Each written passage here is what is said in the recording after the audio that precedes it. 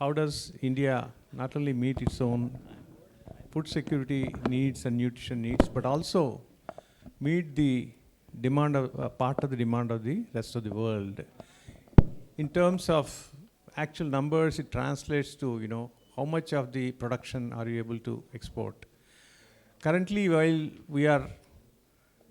we contribute as India to about 9.5% global production of food. Our exports constitute only 2 to 3%. So how can we do this? This is a very difficult act of balancing, meeting not only the country's food security but also nutrition security, the change in the food habits that are required to maintain the nutrition levels, and at the same time meeting the export expectations. So there are a lot of, it's a multidimensional problem, as we have seen the several speakers in the earlier sessions touch upon them briefly. That is, how do we plan, better in terms of crop planning at the macro and micro level, so that the right crop is grown at the right agroclimatic zone, in the right soil, is one, and in the right extent. If there is too much of, sowing, then there will be glut and there will be, farmer will be again at distress. And another thing is, how do you enhance the productivity levels of various crops that we aim to grow? Without going into figures, it suffices to say that we are way below the global benchmarks in the productivity levels. What can we do in this space? And then how do you enhance the supply chain operations, make them more efficient and transparent, and aspects? We have a very rich and eminent panel here. I will look forward to their insights into these aspects as they speak. I will go through one round of requests to them to speak on, and if time permits, of course, a second round. With that, short intro, I would like to call upon Professor Ramesh Chand, who has shared his wisdom and knowledge in the earlier two sessions at a very high level. Probably here he may like to be a little granular in terms of how the government of India would like, what is the vision that we have in this direction of not only meeting our own food security and nutrition security, but also being a very big export player globally. I would request him to share some of his thoughts, please. I'm happy that we have started thinking on these lines, that how India can become a global power in agriculture. There are some very preliminary things in this. One is that, first of all, we should clarify what do we mean by becoming a global power in agriculture. This should be clearly specified rather than leaving the vague ideas like India becoming a bishop guru. That is qualitative kind of things, but this is something which is very, very quantitative. So it should be clear to me, because if goal is not clear to us in quantitative terms, it is very difficult to reach there.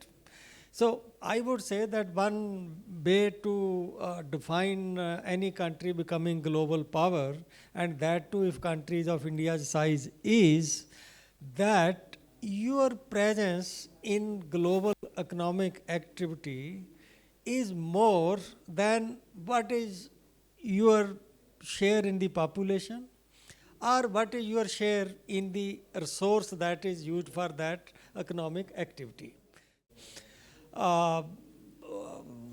Again, I leave it to you that we need to debate it, but I would say that using rule of the thumb, we can say that if we are among the top 5 exporters, we can say yes, we are the global power. Or if our share in the global export of some commodity is more than 10%, we can say yes, we matter. This 10% number came because India's share in global population is 16%. So at least something more than half of that should be the benchmark to become a global power. Now, what is the present status of it, and what are plans in the government of India? It's not that government of India level we have yet adopted this as a strategy that we will become a global power. But we often mention, Prime Minister also sometimes mention, just to generate debate on this, just to understand what are the dimensions involved in becoming this global power. Right now, we export 6 to 7% of our total production to the world. Our share in the world trade of most of the, at aggregate level, as already mentioned by Chair, is not more than 2 to 2.5%. That too in last 15, 20 years, it has increased. During liberalization, it has increased. Otherwise, it is so low. But in some of the commodities, we are really a global player. One, that commodity is rice. Thailand used to be at the top, Vietnam used to be number 1, India was number 3. After we liberalized trade, export of rice, now we account for, in some years, 50% share in the global export of rice. Total global of export of rice in most of the year is 40 million ton, and India has in some of the year reached the level of 20 million ton export. So yes, in case of rice, we are a global power, rather much bigger than what one would expect a global power to be. If I look at the present share in most of the commodities, I just find that in case of milk, we account for 24% of global production. In case of sugar, we account for about 18%. These are the only two commodities where our share in global production is more than what is our share in the global population or bird population. In case of cereal, it is around 11%. Fruit and vegetable also around 11%. So that is the place. One could say that when you are 16% of the world population and producing only say 12% of the bird food production, then you should be the global power for getting import from rest of the world rather than being a power in the export. I'm not going into it because much of the food crop also goes into feed. It also depends upon eating habit, culture, etc., etc. But the fact remains that as Indian, we consume much less. That is our culture. So I'm not comparing 16% with 16%. So with this data that we produce about 12% of global food production, but is the possibility for this aspiration to come true? I would say that yes, this aspiration can come true in selected commodities because of the reason that our productivity level for country as a whole are much, much lower than what is the productivity at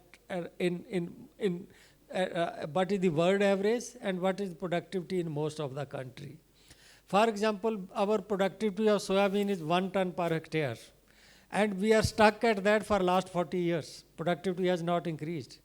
But 40 years back, Russia productivity, US productivity of soybean was 2 times that of India, but now it is 3.5 times that of India. So that just shows, and this is true in many, many other crops, that our productivity level compared to global average and compared to global best is awfully low. Therefore, this indicates that we can increase our production and therefore we can become important player in export market. The second possibility is that within country, if we make comparison, there is so much variation that even that variation indicates that India can raise its production substantially high For example, if I take milk sector, the milk yield per cow or buffalo in Assam is less than 1.5 kg.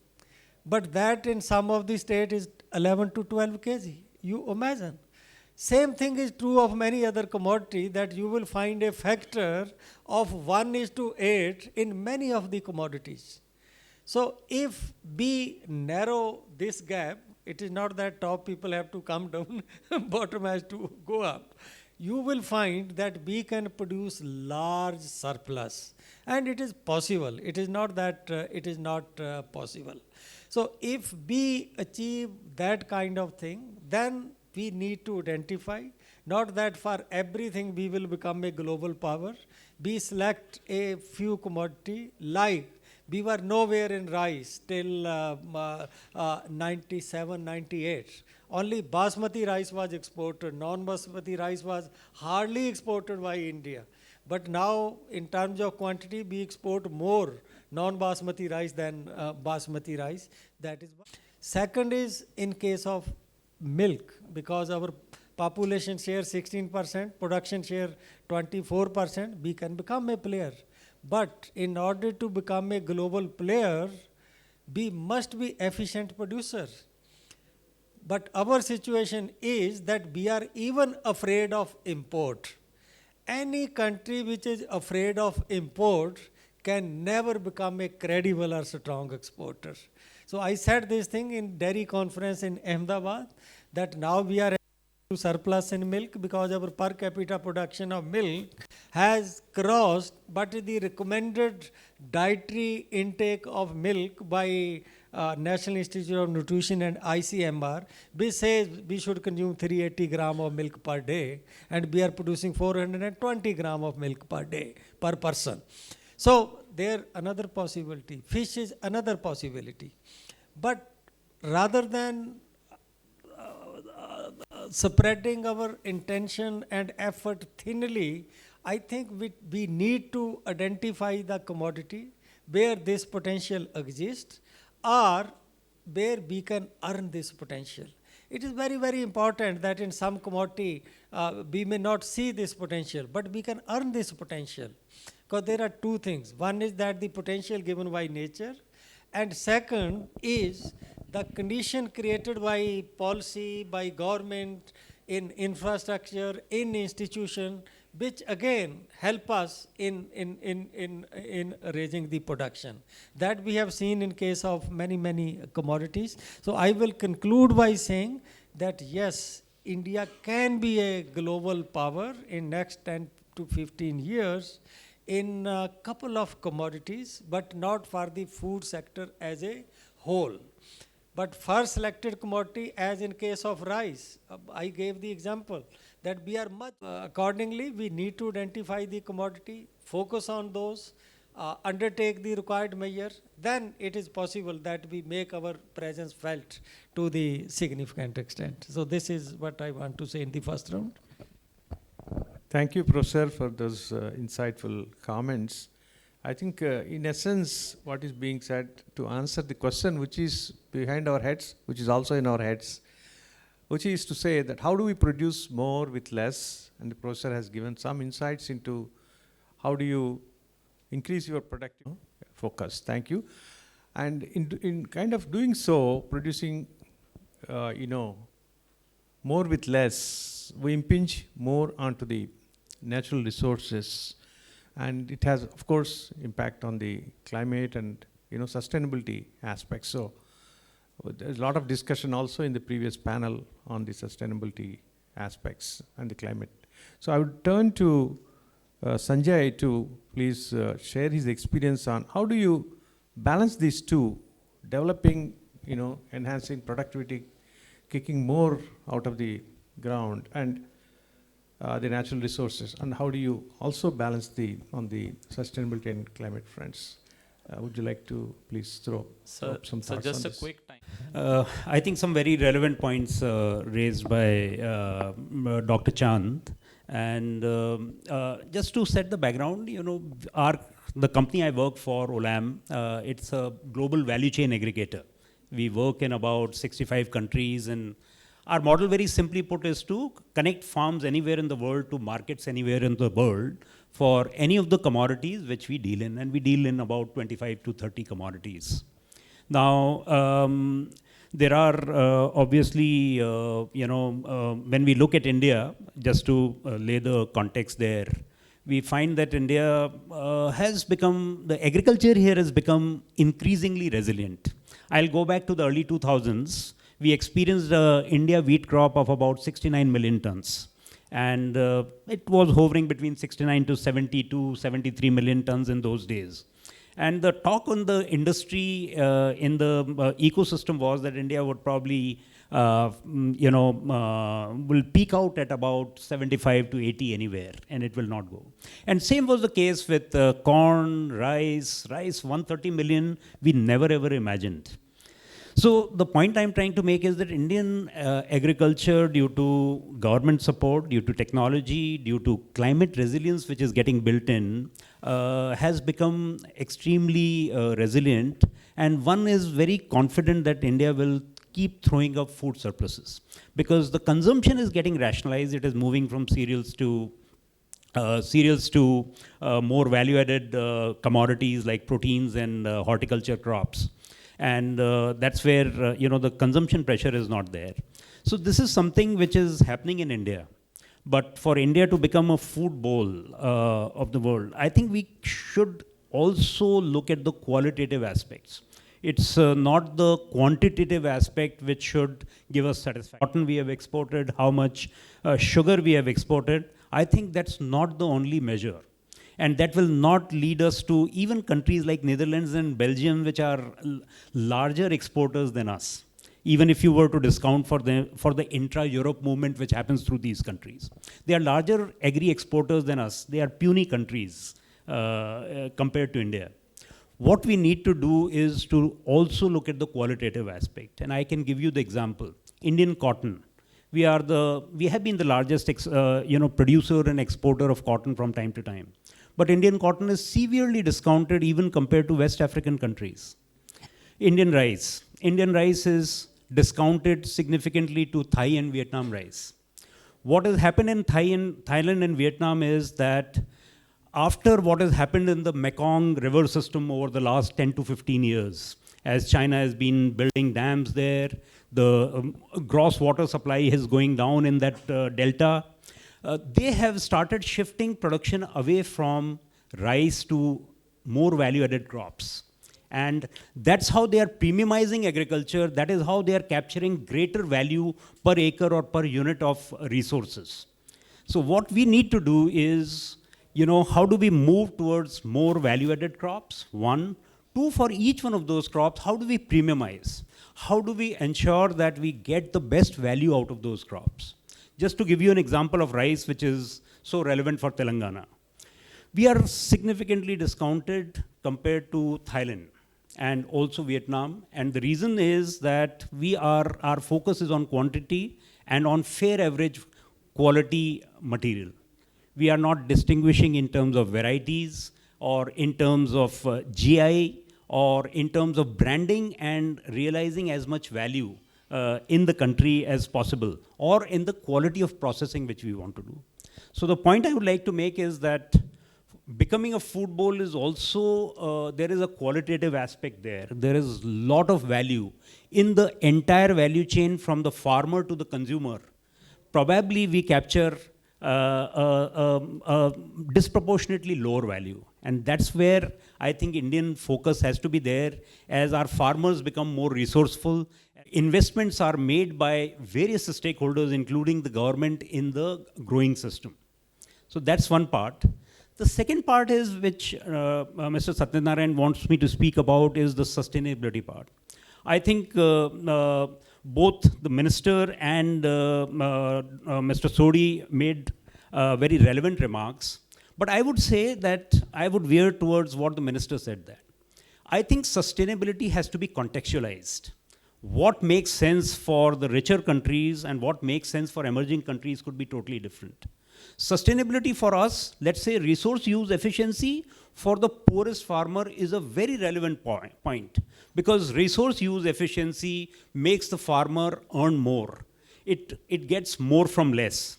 So that is the contextual part which is very relevant for India. But maybe there are certain other aspects of sustainability which other countries, the richer consuming countries would like us to follow. We probably we need not follow all those. We don't really need to do that. But there is a clear need for a very focused approach to sustainability in the country, where we contextualize to our circumstances, our state of socio-economic evolution. And once we do that, I'm sure we will get the right results. And this is where collaboration between industry, the government, and the farmers is very critical.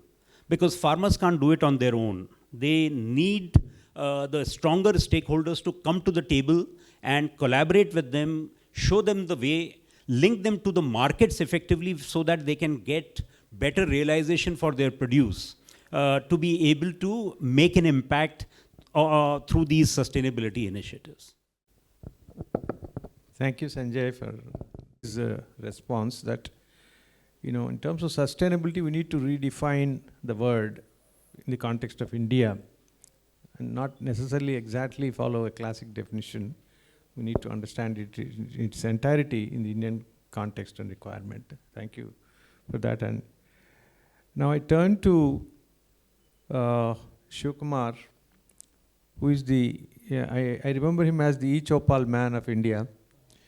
So he's been at it for almost 30 plus years, and the digital revolution, impacting almost 4 million farmers at this point of time. And he's also within his organization, which is prioritizing innovation and digital transformation to a large extent in the agriculture sector. What is your take on the prospects of using digital agriculture, or fast-tracking digital agriculture in this country, and what are the kind of key steps that need to be taken to really make the digital a differentiator in the food systems? Yeah. Now, just to put digital in context of what has already been described so far, we heard, let's say we are producing currently about 9.5% of the global's food production.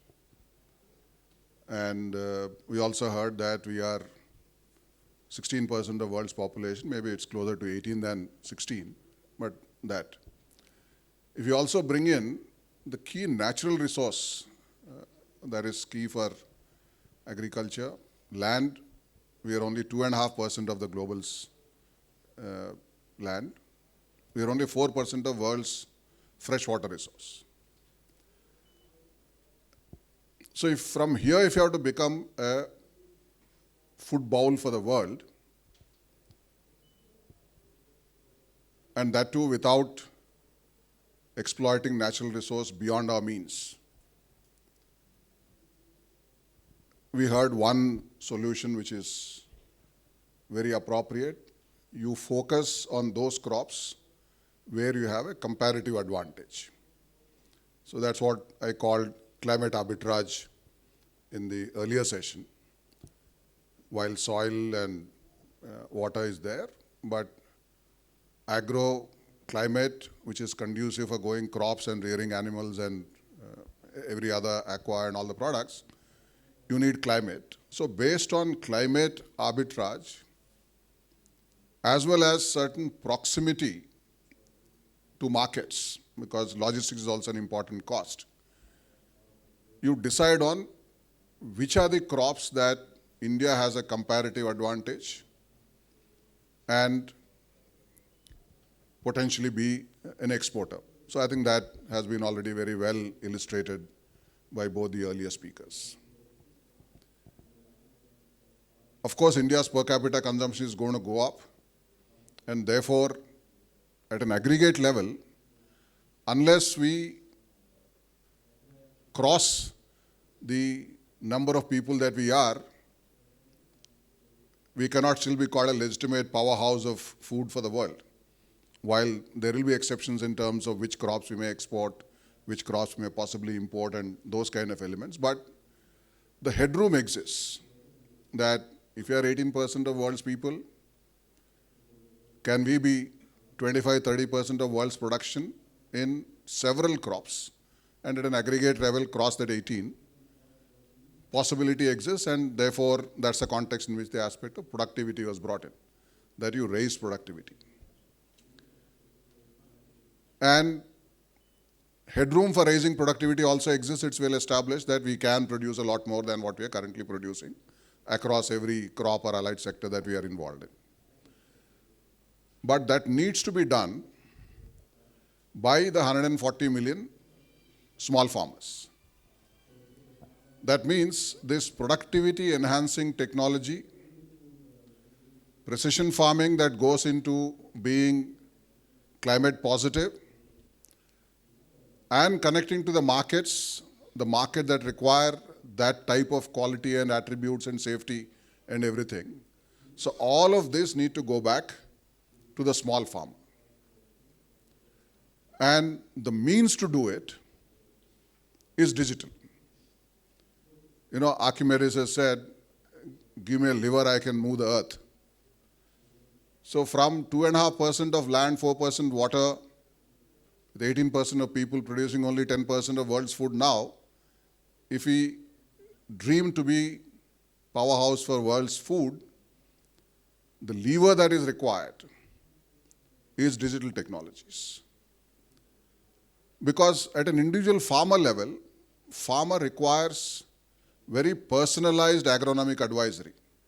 It's not enough to say that to grow this crop more, use this seed and follow these practices. It has to be personalized to a hyper-local condition where the farmer is growing, farmer profile, changing weather conditions as the crop progresses. All of that needs to be done on a very personalized basis and a real-time basis. Only digital technology can make it happen, because the conventional extension methodology of training and those visits and all of that served a purpose at one point of time. But the level of heterogeneity we have today is very different, and that's where digital comes in.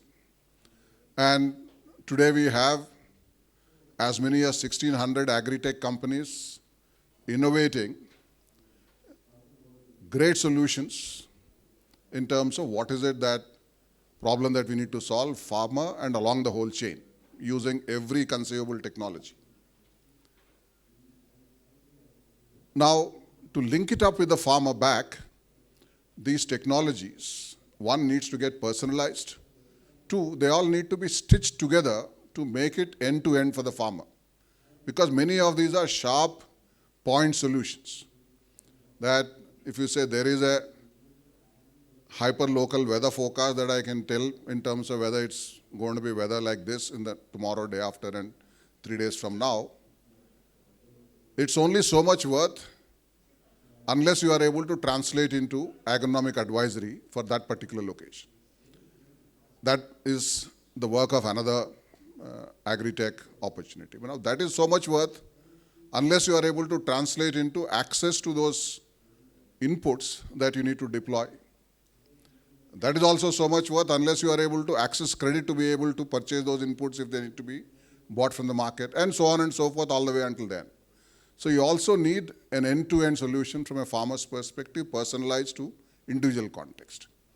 That's what the digital technologies can do, and not just leaving at an abstract theory that digital can do, just to substantiate.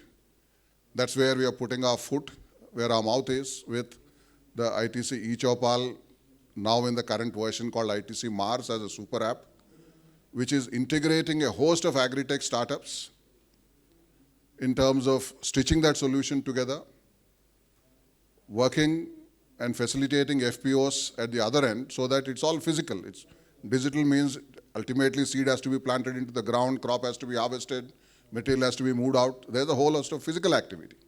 So combining the power of farmers' organization in the form of FPOs on one side, access to digital technologies through the super app and stitching together various agri-techs, this personalized end-to-end, and this needs to be done on scale. It can't be just for a few farmers for us to become a football to the world. So today we are 4 million on the base of what we built through the eChopal network. But the aspiration through the ITC Mars Super App is to get to 10 million in the course of next 4 years. And that's how the digital technologies can make a difference. And that's the innovation that is being harnessed on this dream.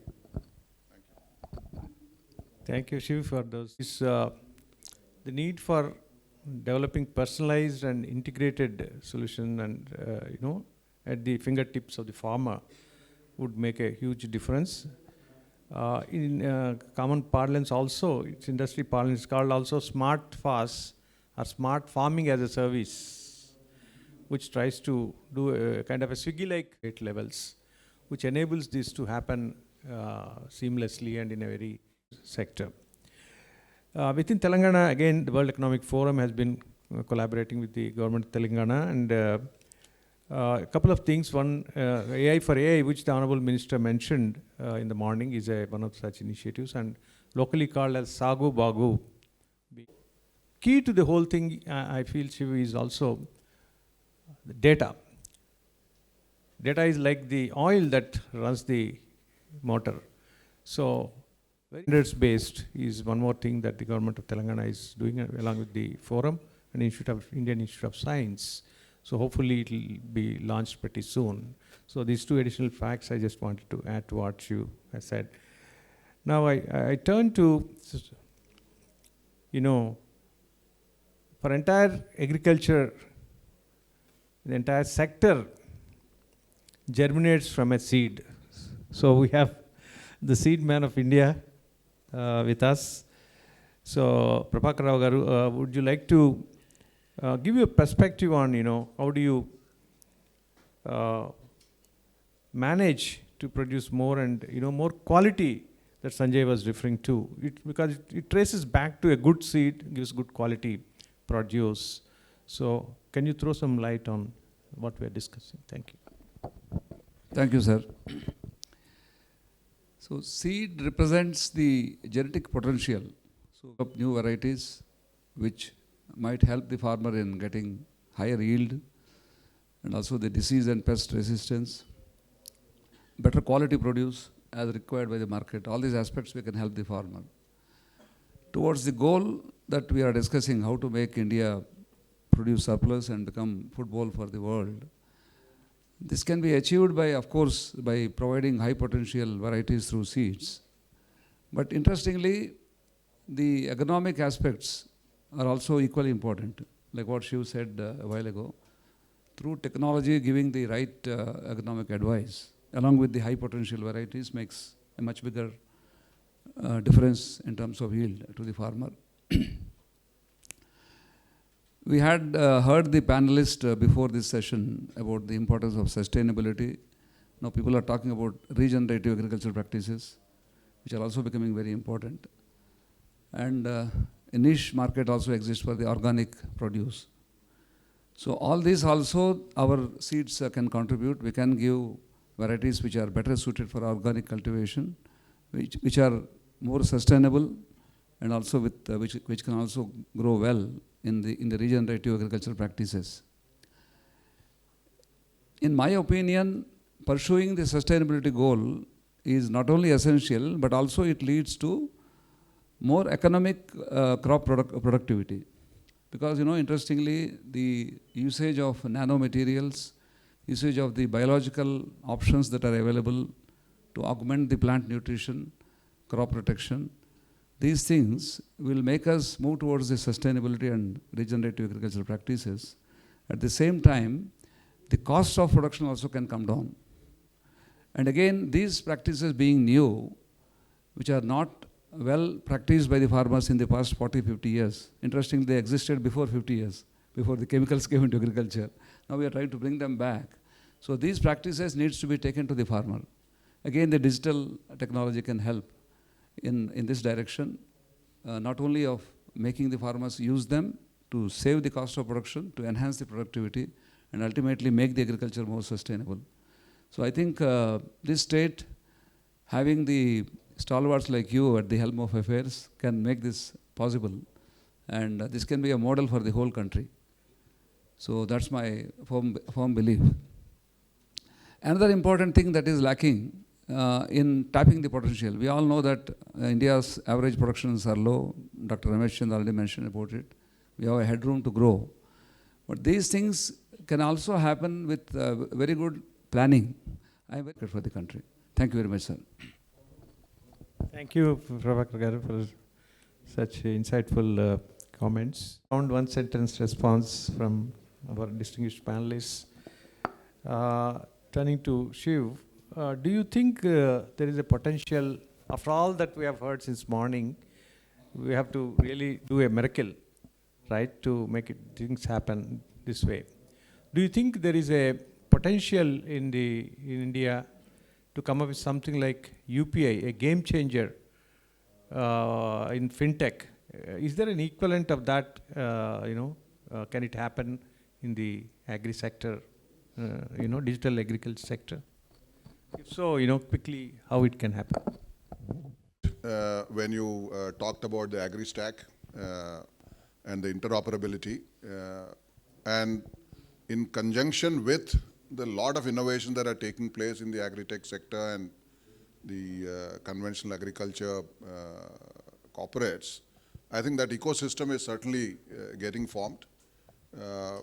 The simple data that probably will be at the core, much like the UPI, is a farmer's identity, the GPS coordinates of the farm, and everything else. If these are standardized, much like Aadhaar was at the core, rest of it, the ecosystem will participate and make it happen. The limited challenge we have in agri, which is what I think is the effort that is being done to sort, is unlike Aadhaar, it is linked to an individual and a mobile, and there is completely deduplicated. But there are farms with a GPS coordinate, but the farm owner is different from farmer who is cultivating that land. Now that is the key problem that needs to get sorted to really get going on this agri stack. Rest of it, in terms of how do you make it interoperable, what innovations to bring, I think there's enough amount of knowledge and architecture. You were part of that creation as a pre-agri stack idea, so all of that is well known. Just sorting this one issue of how do you still get, and it's possible, there are multiple solutions which have been floated. One of that has to be adopted by the government, and we move forward by creating that agri stack so that you keep the identity of the farm owner, farmer, because there are different schemes and different kind of elements which are applicable to the farm owner and for the farmer. Then GPS coordinates, and all the rest I think will fall in place. Thank you, Shiv, and very quick reply from also Sanjay. We hear a lot about climate smart agriculture. Are there any classic examples in India? I can give you an example. Sorry to bring an example from our system, but in the sugar industry, we have done this. We faced a typical challenge where the sugar industry was very water intensive. The farmers, the land holdings were extremely low, even disproportionately low compared to the national average. Flood-prone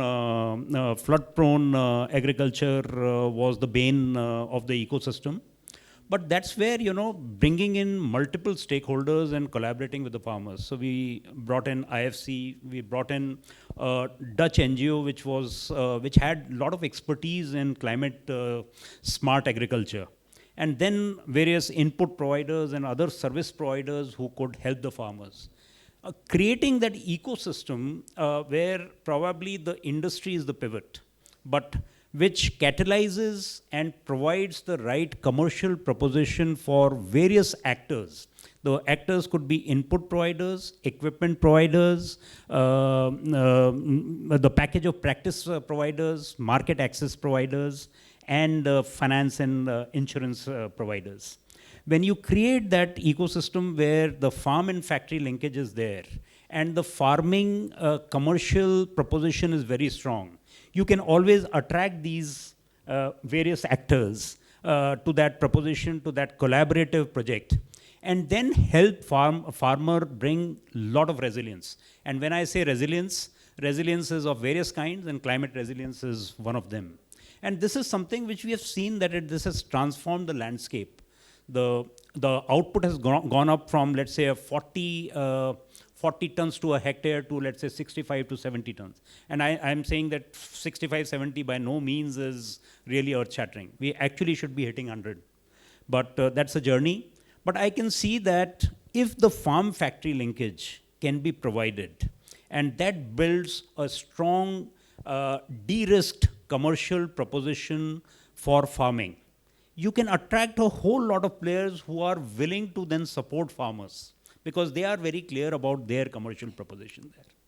So this is the example which I can give it to you. Thank you.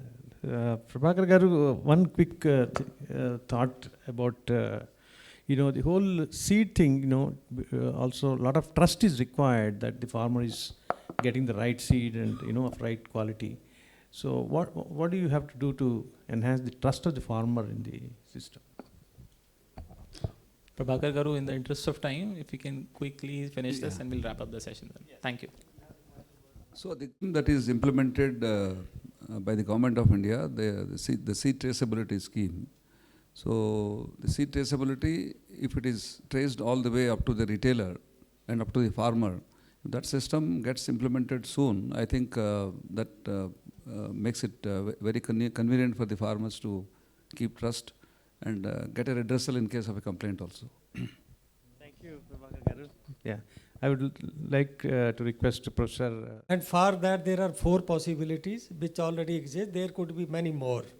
One possibility is what Sivakumar ji said: we take modern capital into agriculture.